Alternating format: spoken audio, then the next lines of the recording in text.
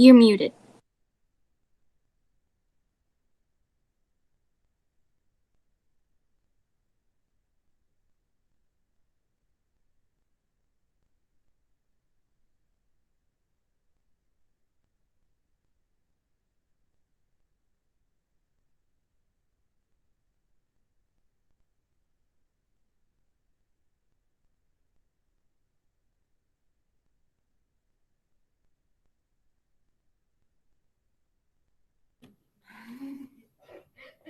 Okay, that would have been cooler to tell me sooner.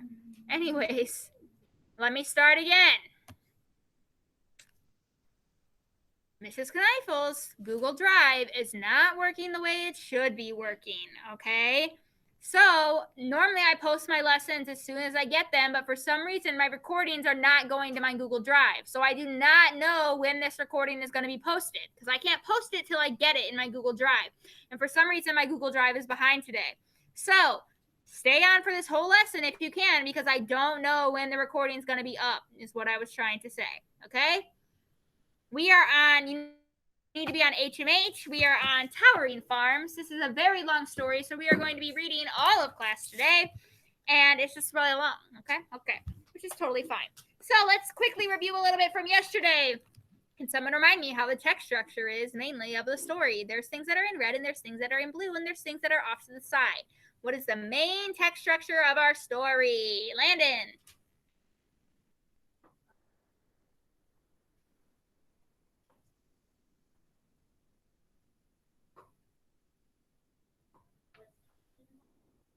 No. The text structure, how our story is set up. Abigail. Potatoes on rooftops. Can you say that again? Potatoes on rooftops. That would be the title. I don't want the title.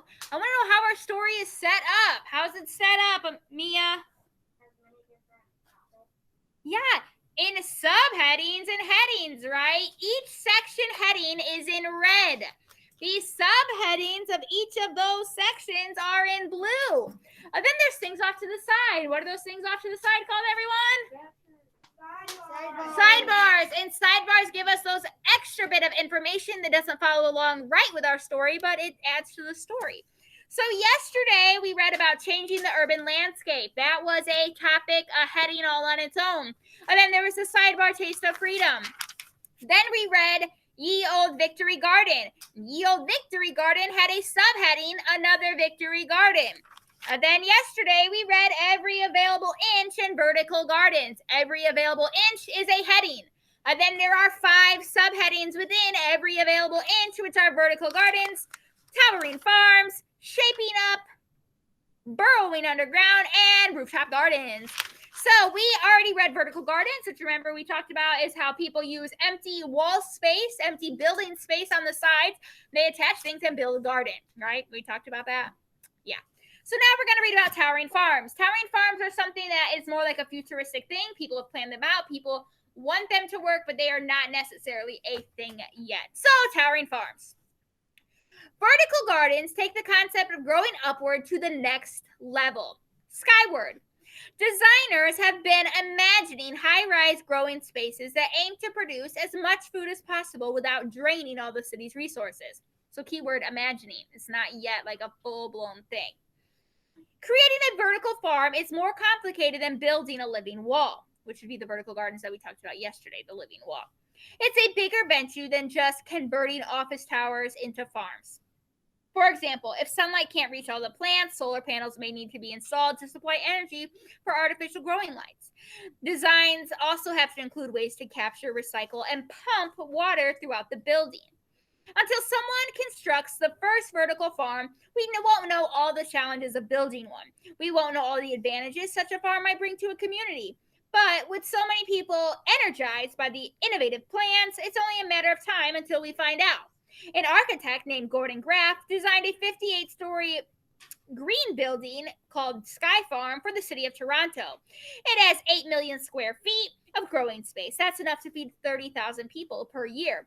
Time will tell whether a costly, untested project like this will come to be, but it's the right kind of dreaming. So once again, someone has designed it. It has not been put into play. These are like wishful thinking, wishful plans. But I like that last sentence. It says it's the right kind of dreaming, meaning, has it happened yet? No, but you're thinking in the right way. You're imagining it in the right way. It's a good idea. Also, does anyone remember what innovation means? Because it says innovative plan. We talked about innovation, the word of that, literally every day in the Inventors at Work thing. Do you remember what that means, Dylan? Yeah, it kind of means creative. Mia? Yeah, so an innovative thing means if I have, okay, so there once was original iPhone 1 created by Steve Jobs, and then guess what?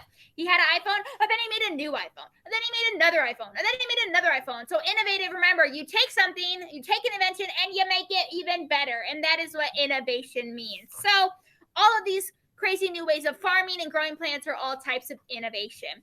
Please, oh wait, there's a picture on the right hand side, and it just says pictured above are beans and zucchini growing up a city home trellis. You can't spread out, but you can always stretch up. So that's just another picture of a living wall from the vertical garden. Please turn the page, and we are continuing on with every available inch at shaping up. Plants need sunlight to grow, right? Duh. Okay. In a vertical building, the upper level can cast a shadow over lower levels. So designers are experimenting with shapes that will allow light to reach all the growing spaces. Natalie Jamanico, don't know how to say that last name, but that's okay, an engineer and artist, created pod-like greenhouses. Although they're called urban space stations, their job here on Earth is to provide growing spaces. Each structure, clear curved surface absorbs light as sun moves across the building. The pod also recycles air and water from the building below. Because it doesn't need soil, the station is light enough to be raised off the ground. So this lady's like, oh, there's a problem. It's, in a building on the side, it's casting a shadow. Let me create a new design. So far we have the living wall. We have the futuristic towering farms, like literally office space made into a farm, like a skyscraper in a farm. And then we have shaping up, which is just different shapes of types of growing things. And then now we're going to be talking about building underground, because burrowing underground, if you burrow, you're making a tunnel underground. And it says, what lies beneath our city streets? In Tokyo, an underground bank vault was turned into a high-tech farm called Pasona O2. The farm covers 10,000 square feet and grows more than 100 types of produce. It uses a combination of halide, I can't say that word, halide, LED and fluorescent lights, as well as hydroponics, raising crops without soil. With hydroponics, plants are grown in water-containing nutrient soils or materials like gravel and perlite. The word hydroponics comes from the Greek word water, hydro, and labor panos. In addition to growing food, Pasona's O2 is a very important goal to create jobs for youth and older employees who need a second career. So who knew? You could also grow things underground. Like, oh my gosh, Mrs. Keitel, and it has no light. But they made artificial lights, fake light created by humans, not, natural. And they're able to grow stuff underground, which is super cool. Off to the left-hand side, there's a picture, and it just says rooftop vegetables grown at the convention center in Montreal, Canada. So that's a picture of a rooftop, and all those veggies are growing on a roof. Exciting. Now we're going to read about rooftop gardens. So every available inch we have read about. Vertical gardens, towering farms, the different shapes and the shaping up, and now underground. But lastly, we're going to read about gardens on a rooftop. Oh, first, let's talk about hydroponics real quick. Hydroponics, if you didn't catch that in the last thing, hydroponics is when you grow plants without dirt, because soil can be really heavy. So instead, you grow them in like a water solution, and it just weighs less, and, it's called hydroponics. Okay. So hydroponics also give the problem of how to take advantage of all the terrific unused space way up there on rooftops. Not all rooftops can handle a heavy load of dense soil, but hydroponics can lighten the load by using lighter materials or shallow waterbeds. Rooftops get screamingly hot in the summertime, up to 90 degrees Fahrenheit warmer than the air. Okay, so then you're thinking, oh, are my plants going to fry? Like, well, that's really high. If the outside is 90 degrees and then the rooftop is 90 degrees hotter, that's like 180 degrees. That's like frying an egg. That's not safe. So, but a green roof can actually be cooler than the air. Who knew? That's because plants do a cool thing called transpiration. They take water in through their roots, then release it through their leaves. The heat from the air is used to evaporate the water, bringing temperatures down. The idea is clearly catching on. A group called the Rooftop Garden Project has greened roofs all over Montreal and has began sharing its technique with people in other countries. They've even taken their skills to Haiti to establish urban agriculture there in the aftermath of the 2010 earthquake. So Haiti is a third world country, and it's definitely not developed like Canada or the United States. So people from Canada, because that's where Montreal is, they have these awesome green rooftops, and now they're taking it to Haiti, which is a third world country. So they're teaching other people how to make food for themselves, people that are definitely more in poverty and need to be able to grow food, right? Right. In Chicago, the Gary Commer Youth Center occupies a building that used to be an abandoned warehouse. It's a huge reinforced structure topped by 906 square yard rooftop garden. The soil for the garden is 18 inches and grows an amazing 1,000 pounds of organic vegetables per year. The produce is brought home by the volunteer gardeners and is used in the center's cooking class. So these people in Chicago, literally abandoned warehouse, literally a building doing nothing, they were able to use the rooftop, and now they can grow 1,000 pounds of food a year. That's an awful lot of food that just these teenagers, which is a safe thing for them to do, good skills to learn, are now growing. So obviously this section here, these past 2 pages, the section, every available inch, is about how we can grow gardens in different spaces, right? All of these were alternative ways to garden besides using the ground floor, correct? Yes. So it was about how we can build things, grow things differently. We can build them. Why do I keep on saying building? We can grow them underground, vertically, or on rooftops. Obviously, the author wants us to build a garden, right? The author is pro-garden and thinks we should find creative ways for growing. Miss Mia. Yeah, that's where I was going next. This green thing in the middle does not have the regular subheading. It is in the middle. It is green. It doesn't have a subheading. So what is this thing called? Even though it's in the middle, it is still a sidebar. It's going to give us more information that has to do with the topic, but doesn't go along necessarily with every available inch. In Tokyo, 2 telecommunications companies sponsored the planting of sweet potatoes in rooftop gardens. They called the project Green Potato. The wide leaves of the plants were so effective at transpiration that the leaf-covered area were more than 68 degrees Fahrenheit cooler than the areas not covered by leaves. So more good things happening in Tokyo. People were sponsoring plants growing. So go them. Please turn the page. We are now changing to a new section. Someone tell me what this section is called. Olivia. Digging in. Someone tell me a subheading in this section. Connor, what's a subheading? Is it on the paragraph 22? You should take out your headphones, A, because you don't need them. And B, if you were following along, you would already know the answer to this. Blake, tell me a subheading. Space. Perfect. Haley. Sunlight. Perfect. Abrielle. Taste. Ethan. Pests. Mia. Appearance. There's also time and cost. So this heading, digging in, has... Connor, please take your headphones out. I'm not going to ask you again, sir. Well, you don't need them in there then if there's nothing coming out. There are tons and tons of subheadings that goes along with digging in. So I like this section. This is a good section. But what if you're not an engineer or architect? What if you're just, well, you? The good news is you don't need an underground bank vault or fancy watering systems to start your own urban garden. But there are a few things to consider before you dig in. So I want you to be really thinking about what type of text structure, besides heading and subheading, because we obviously have that, but what other type of text structure is within this. So it's saying like, hey, Mrs. Kneifel is not an engineer. I'm not about to build trellises to attach to my house and all that stuff. I just can't do that maybe. So, and I don't live in an urban area, but that's besides the point. So it's telling us what the steps you need to do in order to make your own urban garden. So the first thing you need to think about is space. Urban gardens tend to be smaller than rural and suburban gardens. First off, someone tell me why urban gardens are smaller than rural and suburban gardens. Olivia. urban gardens are trying to take up less space, and the other gardens just take up. Right, rural areas are like where we live here in Westville, and there's lots of space to grow things. In a concrete jungle, remember we talked about that yesterday, in a city area, is there space everywhere? No. So obviously, a urban garden is going to take up less space or be smaller than a rural or suburban one. You may need to choose crops that take up less space. Beans, for example, grow vertically and do well in containers, which makes them great for narrow spaces.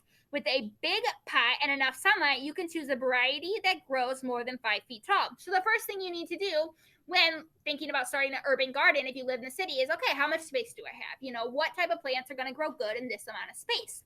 Next thing you need to think about is sunlight. Some plants, such as tomatoes and zucchinis, need lots of sun to produce their fruit, preferably 6 to 8 hours per day. So before you choose what to plant, make sure you know how many hours of sunlight are available. Does your home or a nearby building cast a shadow? So you're like, Mrs. Kneifel, how do I figure out how much sunlight my house has? Okay, stay home for a day, and every hour check how much sunlight you have outside. Okay, that's it. Taste. What do you like? What would you like to try? Arugula, an herb that is used in green salad, is much sweeter if you harvest the leaves when they're young and small. Some varieties of cherries are tart while others are sweet. And the more space you have to grow different plants, the more you can experiment. If you hate tomatoes and everyone in your house hates tomatoes, would it be beneficial to anyone to plant tomatoes? No. You want to plant things that you are A, interested in trying, or B, already know you like. Otherwise, that's just more food waste, right? Like you're using the sun energy and the water and the plant or the nutrients in the soil to create something that no one's even going to eat. So you want to think about what you actually want to plant. Next is time, because some plants require a lot of time and energy tending to them, and others don't. Some plants require more care than others. Fruit crops like peppers need fertilizer and a lot of water. On the other hand, a container of lettuce is happier in cool temperatures and need less water and a little to no fertilizer. So if you got a lot of time on your hands, maybe peppers are for you. Maybe you got no time on your hands and you don't even really want to have to remember to water things. Okay, lettuce, that's for you. There are 2 pictures on the side, and one says, remember, captions tell us what a picture is about. Tall green beans are a good choice for high, narrow spaces. And then there's a little potted strawberry plant underneath, and it says herbs and small plants like strawberries are easily grown in little containers that fit on windowsills. So, just those are some things you got to do. But are we done? No, because then you got to think about appearance. Someone tell me what appearance is. What does that word mean, Bryden? Like the way that you look. Yeah, how something looks. Like my appearance, but it doesn't have to be just a person. It could be how something looks. Like, oh, the appearance of the chalkboard is really neat, like neat and clean, whatever. Nicer than mine. I don't know. So appearance. For many gardeners, how their garden looks matters just as much as the crops it produces. What kind of space would you like to look at and enjoy spending time in? A carpet of greens, a jungle of tall pea plants. Maybe you just want to look at flowers, so maybe that's what your garden's going to be full of, is flowers. And then cost. Cost is a big one. I personally, I would have put cost a little like further up before appearance and maybe before time, because cost is a factor when starting a garden for sure. The startup cost of a big green garden may be a little overwhelming. You may need to buy gardening tools, soil, fertilizer, compost seeds, or seedlings in containers. It really adds up. But the money your family saves by growing some of their own food instead of buying it can make up for the cost it can make up for the cost in as little as one harvest. In the meantime, you can save money by borrowing tools or using household items for buckets, like buckets for containers. Cut costs even more by choosing seeds over seedlings, which are more expensive. You can also share seeds and plant cutting with other growers. Some types of fruits and vegetables will yield seeds that you can save for the next planting season. So that's one thing to think about. If you have to go buy all this stuff, well, that could be kind of expensive, but there's ways to kind of get around those costs. If you can borrow tools, that would be helpful. And you don't have to buy super fancy, big, beautiful planting boxes. You could use an old ice cream bucket and plant things in it. You could use a water jug and cut it in half, and there's a container. You could plant strawberries. Yeah. Yes. You can plant strawberries in that. You could, like pumpkins. If you were to grow pumpkins one year, you could save the seeds to plant the next year. So you would only have to buy those pumpkin seeds one time. So there's definitely different things you could do for that. Also, starting small. I don't know if you guys, your parents have ever been like, oh, I want to redecorate the house. Okay, well, redecorating an entire house is really expensive. So maybe in the spring, your parents redo the bathroom. And then maybe in the fall, they redo the living room. And then maybe the next spring, they'll do the kitchen, starting small, doing one part. So maybe your first year gardening will be a nice small one. Maybe the next year, you'll spend a little bit more money and add to it. So that's just another process of how you're going to go about things. Olivia. One time I tried growing watermelons, but didn't work because I watermelon. That stinks. The last part is pests. And this you have to deal with whether you're in a city or rural or wherever. Pests. First off, we know what a pest is. It's something that bugs you. Pests can be bugs, animals. A pest can be your little sibling, okay? I don't know. Or your older sibling. But the pests we're talking about are the type that want to munch on your garden. So, cities are full of wildlife, and much of it will be delighted by the buffet on your balcony. Birds may feast on your berries, raccoons will run off with your harvest, and a compost heap can attract mice and rats. If you've got critters in your neighborhood, and you can bet you do, you'll have to guard them. You'll have to guard your garden against them. One way to do this is by protecting plants with chicken wire. So even in rural areas like we have, you can see trees and like gardens and stuff that have chicken wire and different types of fencing to get them out. So you'll just have to see what type of critters you have, and then look up a good defense mechanism against them. Look at that cute little raccoon. Miss Knife loves the way a raccoon looks. So cute.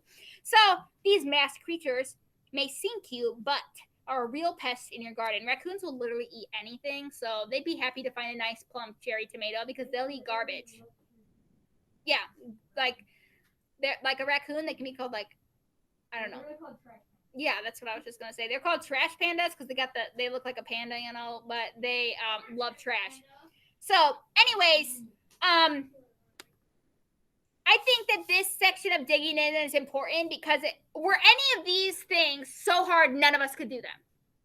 Like, is looking to see how much sunlight an area has a hard thing to do? No. The hardest part is the cost, obviously. But none of these things were so hard we couldn't do them. So I think this is an important part to the story because the author's telling us, like, anyone is capable of doing this, right? Even you guys as children, you guys could find an empty container, fill it with some dirt. You know what I mean? Anyone could do this stuff. So I think that's why the author chose to put this in here to give us like some perspective. Hey, you guys can do it too. Everyone could. Please turn the page. Next, we're reading about pollution solution. I want you guys to pay attention. Oh, wait. Go back. What was the other big text structure on the digging in page? Obviously, besides heading and subheadings. What was the other big one? I said it nonchalantly a lot. Haley, you want to give it a try? Yeah, chronological order. The first thing you have to do if you're going to start a garden is you're going to look for the space. You're not going to buy all the materials and have no space to put it, right? So I would say this is like a sequence of events or chronological order. Like it's telling you have to do this, and you have to do this, and you have to do this. So that would be the text structure of this page. The next page, the text structure is different. It is called Pollution Solution, and that is giving us a little bit of a disclaimer on what the text structure is. So I'm going to read this, and as I read it, please feel free to be thinking about what the text structure is. This Pollution Solution only has the heading. It doesn't have a second subheading. It's totally fine. So, vegetables may be full of vitamins and other health-giving goodies, but are city-grown veggies safe? What about all those cars coughing on your lettuce? Most airborne pollutants will come off your veggies with a good washing. The more dangerous kinds are lurking underground. Chemicals from nearby industrial sites can turn the earth toxic. But the most common and dangerous contaminants is lead. It can leach into the soil from paint and lead plumbings along with other things. So if you're thinking like, oh my gosh, I live in a city and all the time there's cars going by and buses and yada, yada, yada. And you're thinking, cars give off all that exhaust and then it's on your plants. Okay, we'll wash them. Problem solved. But then you think, what about some ground isn't the safest? One of the big ones is lead. Luckily, a long time ago, people didn't realize how dangerous lead was. Nowadays, lead is like not in common everyday things like paint and stuff. None of us probably right now, like I can almost guarantee it, none of you have a lead pipe in your house because they've all been since replaced because they are so not safe. So, what? Yeah, or copper, other things like that. So, but lead can still be in the ground from other things, and it can leach into your soil. So then you're like, oh my gosh, so what do I do? How do I know if my ground is safe? Okay, well, we're going to find out right now. Gardeners who have reason to believe their soil isn't safe can send a soil sample to a lab for testing. Private companies, many city health departments, and some universities also offer this service. So you could take some of your soil, send it off to a company, and they can say, oh, yes, it's safe, or oh, not. Oh, no, it's not safe. So, problem is I don't know if my soil's safe. Solution, send it off and get it tested. If the soil is contaminated, it can often be fixed using lime and organic material. To be extra safe, concerned gardeners can stick with fruiting crops such as peppers. That's because the edible part grows above the soil and the part below doesn't absorb a lot of chemicals, and you don't eat the tops of a pepper, you eat the pepper part, the fruity part. Well, it's technically a fruit because it has seeds, but the flesh of it. So anyways, there's a thing there. Oh, okay, so my soil's not safe. Problem, solution, fix it with organic material. Oh, my soil's not safe. Only eat the plants that grow above the soil. Solution. Anyone catching my drift here? Okay. That's because the edible blah, blah, blah, blah. Or they can grow plants in containers or raise flower beds with fresh soil instead. So you could always get a flower bed, raise it up, or a flower container, and buy soil from a store and just use that soil, because obviously that soil is going to be safe. Testing, it can reveal other things about soil, such as the nutrients it contains, which will influence the type of plants you can grow. If it turns out the soil is safe but it's poor quality, you might want to improve it by adding you might be able to improve it by adding compost. So think, my soil's safe, but it has no nutrients. Problem, solution, add some compost. So based off of everything we just read, besides it being a heading and subheading text structure, what is the other type of text structure in this thing? Everyone's hand should be up because I said it like 16 times. Mia. Yeah, problem and solution. This entire thing was full of problems. Oh, soil's not safe. Solution, do this. Oh, blah, blah. Problem, solution. Okay? Then there's a little thing off to the side that says you don't have to start big. You can expand your garden each season, one bed or pot at a time, which is what we kind of talked about on the last page. And then there's this thing on the bottom that is in green. It's off to the bottom. It doesn't have the traditional subheading title. So this is a what, everyone? Sidebar! Even though it's off to the bottom. It's a bottom bar, but really it's a sidebar. So, is it a fruit or a vegetable? A botanist, which I cannot say that word, someone who studies plants would say that if it's fleshy, has seeds, and come from a flowering plant, it's a fruit. If, however, you eat the roots, leaves, or stem, it's a vegetable. So an eggplant is a fruit, and so is a walnut. But carrots, celery, and potatoes are veggies. So, for the most part, when I think of a eggplant, I definitely think of vegetable.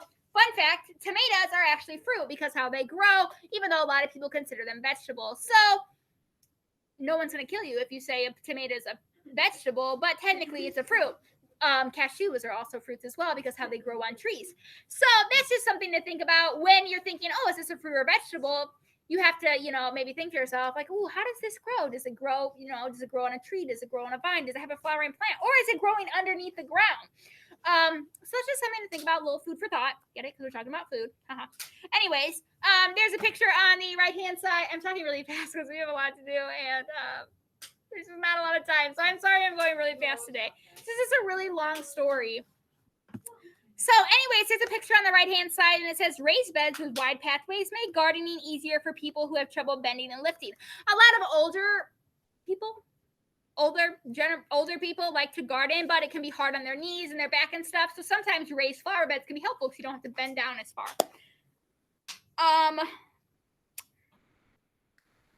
Turn the page. Now we're going to read about the community garden. The community garden is the what, everyone? No. The heading. It's the heading. It's the topic of this section. There's no subheadings within this section, and that's okay. So, the community garden. Another solution. Oh, look, another solution. For city dwellers, that means people that live in a city, with limited space is to share. Community gardens are places in a city where people get together to grow food and other plants. They add green spaces to neighborhoods and can make a world of difference in a food desert where fresh produce is hard to come by. we in here in Indiana do not live in a food desert. There are people that live in food deserts that they just like Mrs. Kniple, what's a food desert? A food desert is a place where you can't get like the fresh produce and stuff. Like maybe there's only convenience store items and fast food and stuff. It's just you don't have access to like all types of food. Where we live, a Walmart, we have access to all types of food currently. So go us. We're super lucky. No two community gardens are exactly alike. Some are group efforts where they all work together and harvest and shared and some are group efforts where all the work and the harvest are shared and maybe even sold at farmers markets. Others are divided into separate plots so each person or family can have their own. Most expect members to tend their gardens regularly and do some communal work such as cleaning out common areas before winter. So depending on your community garden is depending on how it runs. So if you were to join a community garden, you'd ask who started it, how to do it, and they would tell you. And then at the bottom it says every dollar that is spent on a community garden plot may yield up to $6 worth of veggies. Interesting. So if I buy $1 worth of seed, potentially it could grow up to $6 worth of food. Mia. I just feel like my voice. Do you hear my voice is getting tired? I've been talking all day today, and we're almost done now. We only have this next page and next, and we still have 12 minutes, so we're gonna be able to finish it. Seriously, I just feel like I've been talking so much today. All right, ingredients for a great community garden. Someone explain to me what ingredients are. What are ingredients, Abigail? Anything that you have to have to cook or something. Yeah, so when I think of ingredients, I think of normally I think okay, so yesterday I made chicken and noodles. So I had chicken broth, I had chicken, I had noodles, and this other seasoning stuff, and that's what's the ingredients for the chicken and noodles. So normally we think of baking and cooking and stuff, but you could also have ingredients to make a great community garden, just like we have ingredients to make a good classroom. How do we have ingredients to make a good classroom? First off, we have a teacher. Second of all, we have students. Third of all, we have books. Fourth of all, we have good attitudes. I don't know. Those would be the ingredients for a good classroom. So, tools. Many community gardeners share tools that stay on site so people don't have to lug their own and can split the cost. The tools are kept in a locked shed and members have keys.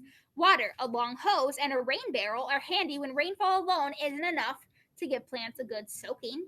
Rest spots. Some community gardens include areas where members can chill out and the little kids can play without trampling the plants. So maybe the community garden has a nice little bench you can just have a little squat on, And then shared knowledge. One of the best reasons to grow food alongside others is all the information and tips shared among gardening friends. So think if you join a community garden, people might be able to tell you information you didn't already know, right? That's nice. Olivia. But we're almost out of time. What? We don't have enough time. I still have to talk at the end of this, so we really don't. Sorry. Maybe tomorrow you could read some of our story when we're going over the test. Remind me tomorrow. So now we are on good eats, another new topic. Feeding hungry people is just one reason to break out your gardening gloves. You'll discover another the first time you bite into a carrot you've grown yourself. Taste. Why does home and locally grown produce taste so good? The answer takes us back to the 1950s, when food growers started focusing on hybrid varieties of fruits and vegetables. A hybrid is a combination of two or more different types of the same plant. The plants are cross-pollinated to get particular qualities for each one. For example, one type of tomato might be able to resist diseases. Another might be big, colorful, and able to withstand traveling long distance. Factory farms tend to stick with a few types of hybrids that are reliable for mass production. The tomato you grow or buy from a local farmer may be a hybrid variety where taste is made a priority. Or it could be an heirloom variety, like heirlooms or antiques. An heirloom plant was grown in an earlier era, usually in times before a hybrid became popular. Heirlooms may not travel as well or produce as much fruit as hybrids, but they can be absolutely delicious. And they look absolutely but they can be absolutely delicious. And they all look so different from one another in color, shape, and size. Growing heirlooms is a nice way to feel connected with the food growers from the past and to ensure these varieties aren't lost forever. So if Mrs. Kneifel is going to become a tomato farmer, I'm not. But if I was going to become a tomato farmer, I need to think about what tomato plant looks the nicest in stores, because you want to buy ugly fruit? No. So you want to think what looks the nicest, and you want to think, what's the most consistent and what's going to travel well, because it has to get from the farm to the truck to the store. So is taste my number one priority? No, it's looks and traveling. But if I'm growing things myself at home, what's my number one priority? Is my number one priority going to be moving things? No, because it has to go from the garden to the house. So it's going to be taste. So that's why things you grow yourself are normally taste better. And sometimes there's satisfaction when you do things yourself, Like if you bake your own cake, like, oh snap, this tastes so good. Why? Because I made it. I put hard work into it. So it's just gonna, subconsciously taste better because of the hard work you did with it. Going loco. Locavores are people who try to source all or most of their food locally by growing or picking it, or by buying from a local farmer. Unfortunately, because smaller farms produce less food than factory farms, the prices are often higher to cover costs. This is true for even shopping locally. Sometimes if you shop at a local store, like Healthy Westville, the new smoothie place, that is a local store. It's locally owned, so the prices might be a little higher than if I went to maybe, Starbucks is expensive too, but maybe I just went to Walmart and got a smoothie there. The smoothie at Walmart in the freezers or the refrigerated section would be cheaper, but this is locally owned and helping small business. So that's just true everywhere. Sometimes locally owned stuff just does cost. I don't like Starbucks. Okay, we only have 6 minutes. Everyone focus. Okay. Is it worth paying more for their hot chocolate? Is not good. If you think their hot chocolate is good, you got to get out there more, man. No, Big B. Have you ever had Big B hot chocolate? No. Big B hot chocolate is my favorite hot chocolate, and I consider myself a hot chocolate connoisseur. Anytime I see hot chocolate somewhere, I buy it because I love hot chocolate. So tell your mom, go to Big B, get a hot chocolate from Big B. It will change your life. Anyways. Is it worth paying more for local food if you can afford to? The locavore movement says yes. Just like the fruit or vegetables you grow yourself, foods from small local farmers tend to taste better and come in more varieties than mass-produced kind. Because they don't have to travel as far, local farmers can pick their produce just before bringing it to the market. That preserves its nutritional value, freshness, and flavor. So what was that going loco? Did that have to do directly with Good Eats? No, but it gave us more information, which makes it a what? Sidebar. Thank you, Mia. Final page, get growing. Still looking for a reason to get growing? I don't know, but sorry, Molly. Still looking for a reason to get growing? Chances are farm fashion isn't going to convince you. The mucking around the garden isn't pretty. You'll get filthy, you'll sweat, and you may smell, and people may smell you from a mile away. And it's not because the basil in your pocket. Haha, get it? Because when you sweat and you work in dirt, then you're gonna smell. But basil is a herb and it's super fragrant. So that was a joke this person made. Fun fact: Mrs. Kneifel does not really love fresh basil, but that's just my personal taste. The flip side of the hard labor is that you can get super fit. Studies show that being active throughout the day can burn way more calories than just working out in a gym. All the bending, lifting, and carrying is great strength training. It firms the major muscle groups in your chest, back, legs, and shoulders. Chores like shoveling are cardiovascular exercise in disguise, working your lungs and heart. Gardening is good for the mind and soul, too. The combination of exercise time in the sunshine and fun mucking around in the dirt can help boost your mood and make you full of energy. Being outside is good for you. And guess what? Research shows that you're more likely to eat fruits and vegetables you've grown yourself, so you'll be getting better nutrition. Those additional vitamins and minerals in your diet will make your skin glow, your hair shine, and your nails stronger, if somewhat dirtier. Is there if you can hear my voice, put your hands on top of your head. First off, females probably care about the strength of their nails, so because you don't want them to break if you're trying to grow them long. Second of all, Landon, I'm not sure why you're not looking at a computer screen like everyone else is in the room. I need you to do that now and be following along with us. So it's not just that you can eat yummy vegetables and that you can, help make places beautiful and greener. It can also be that it's helping you exercise and it can lift your mood because who doesn't love being outside? Last sidebar is called Easy Does It. Yeah, see, Molly, we're about to read that at the bottom, actually. So, Easy Does It. You can burn up to 300 calories an hour in a garden, about the same as a very brisk walk. Follow these tips to have a safe workout in the vegetable patch. Whenever possible, bend at your knees, not at your waist, so you don't strain your lower back. You're supposed to be bending at your knees all the time. Mrs. Kneipel's really bad at that, so work on that. Build your stamina slowly, starting with a short session in the garden and gradually increasing time. If you do too much too soon, you could wind up with an injury or become overly sore. Odds are you guys are like a 10 and 11, and you guys probably won't become overly sore, even if you work for a long time, because you're nice and little and limber. Mrs. Kneipel, if I went and worked for 2 hours in a garden, I'd probably be sore because, I'm getting old. Right. Well, always wear sunscreen to prevent burns and skin damage. Of course, when you're outside for a long time in the sun, you need to be cautious of your skin because, the sun can be dangerous with its UV rays. Even though it's good for you, it's still, also bad for you. And stretch some more to help prevent injuries. Obviously, before you do any crazy heavy lifting and stuff, it's good to stretch. Yes. And drink lots of water. If you're outside lifting heavy things, you need to replenish these, because sweat, you're losing water, you need to replenish it. And then lastly, it's a little bit of food for thought, and I like this little section. Horticulture therapy uses plant-related activities to help people work through a whole bunch of physical and mental issues. From recovering from surgery to reducing depression, working with plants is soothing and improves motor skills and concentration.